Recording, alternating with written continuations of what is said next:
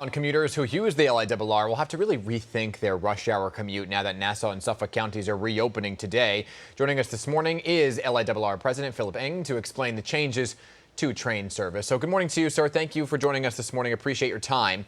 So let's get into it. Pre-coronavirus, more than 350,000 people took the LIRR. What are you looking at today? Well, good morning, Dan. Thanks for having me. Well, today we're continuing to run the essential service plan. That's roughly 70% of our normal peak ridership trains that we run. And what we're doing is we've added cars on strategic branches, strategic trains to lengthen the cars. So in some cases, we've gone from 8 to 10 cars, from 10 to 12 cars. And what we wanted to do is to let riders know, the essential workers that we're serving, that if they want to ride the railroad, if they need to ride the railroad, that we're giving a little extra capacity. And this is important, I think, as new people come back, as commercial retail, construction begins. These folks perhaps have not been riding. And we want them to know just on some of their initial days, we want to have that capacity in advance of them. All right, so you get on a train, right? You're required to wear a face mask. But what does it look like on board that train? Because usually they get crowded. So I know you're increasing the capacity there, but are you limiting the amounts of people actually allowed on an individual car? So what we've been doing, and you're right, absolutely, face covering is essential and required in our system, both on the trains and our platforms.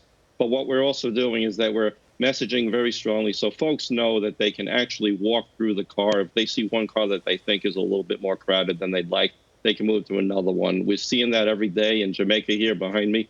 I see the folks walking down platforms to get to a car that they know has a little more capacity. And the other key part is that by adding these extra cars in advance and continuing to have protect trains, we're giving people the flexibility to spread out a little bit more in their early days of coming back, as well as knowing that there's another train available for them. So disinfecting, right? We saw that was a big task for the MTA here with the subway system. How often are the LIRR trains being disinfected? Well, I'm proud of the workforce because they found new ways to do disinfecting even more efficiently than we started. I could see on the screen you have the images of the foggers. We're disinfecting every train car daily. We're also disinfecting our stations and every touch point twice a day. So we want our riders to know that if they come back to the system, when they come back to the system, we're doing everything possible. And we're looking at new technologies as well to improve on what we've done to date. So looking at a post-COVID-19 world, right, a few questions. There had been this idea of reserving seats, right, so you could limit the amount of people on a train. Is that something you're possibly still considering? And if not, what about a fare increase? It's always in the back of everybody's mind. Am I going to have to pay more? Well, I'll get to the fare increase first. I know Chairman Foy has said there's no fare increase as a result of COVID-19, and we want our riders to know that.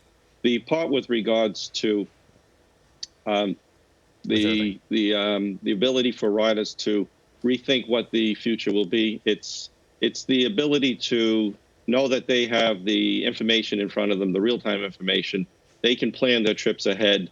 They can take a train and get to their destination safely. Right, but reserving a seat, sorry, not to belabor that point, but was that something you're still considering?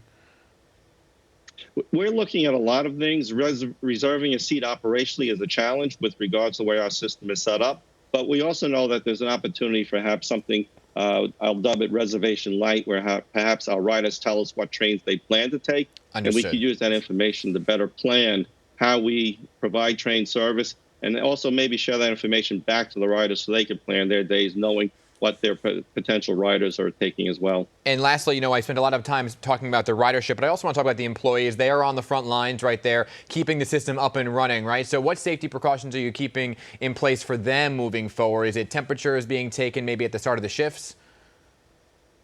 Dan, you're absolutely right. The safety of our workforce is vital to the essential service. It's vital to them being able to come in every day and doing what they're doing.